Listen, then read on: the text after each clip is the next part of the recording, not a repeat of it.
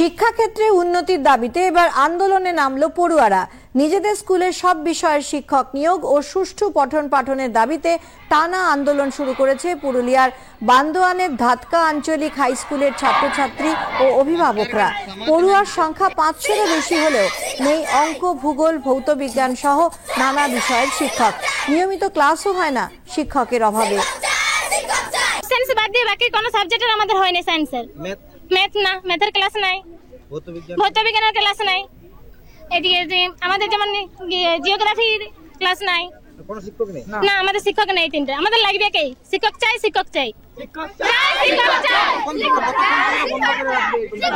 যতক্ষণ আমাদের দাবি মানা হচ্ছে ততক্ষণ আমরা চালিয়ে যাবো এই দাবি। সমস্যার কথা স্বীকার করে নিজেদের অসহায়তার কথা জানিয়েছেন ভারপ্রাপ্ত প্রধান শিক্ষক মানিক সিংহ মহাপাত্র। আমার তো শিক্ষক নিয়োগ করার ক্ষমতা নাই।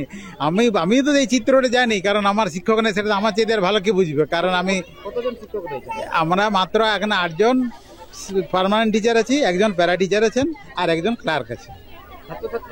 ছাত্রছাত্রীর সংখ্যা আপনার ধরুন প্রায় 500-র কাছাকাছি। আমার পার্মানেন্ট টিচারদের মধ্যে যেগুলো শিক্ষক নেই বলতে আপনার হচ্ছে ভূগোলের নেই, ম্যাথামেটিক্সের নেই, ফিজিক্যাল সায়েন্সের নেই। ফিজিক্যাল সায়েন্স তো অনেক দিন থেকেই নেই, ম্যাথামেটিক্সও অনেক দিন থেকে নেই, আর ভূগোলও এই ট্রান্সফার হয়ে গেছেন, মানে ভূগোলও আর নেই। অসুবিধা প্রচুর অসুবিধা। এমন হয় যে আপনার 6টা ইউনিটে 6টা টিচার ভাগ করে যায় না। আমি ধরুন এমন যদি হয় কেউ যদি ছুটিতে থাকেন, আমি যদি না, আমাকে তো অফিসিয়াল ওয়ার্কে মাঝে মধ্যে পুরুলিয়া যেতে হয় বা ব্লকে কোনো কাজ থাকে, ধরুন আমি নাই, তাহলে এমনিতেই সমস্যা। যে ক্লার্ক আছে তাকে ক্লার্কের বাদ দিয়ে আমাদেরকে মানে সব করতে হয়, ঘন্টা বিটতেও হয় আর সবই করতে হয়, ক্লাসও করতে হয়, সবই করতে হয়।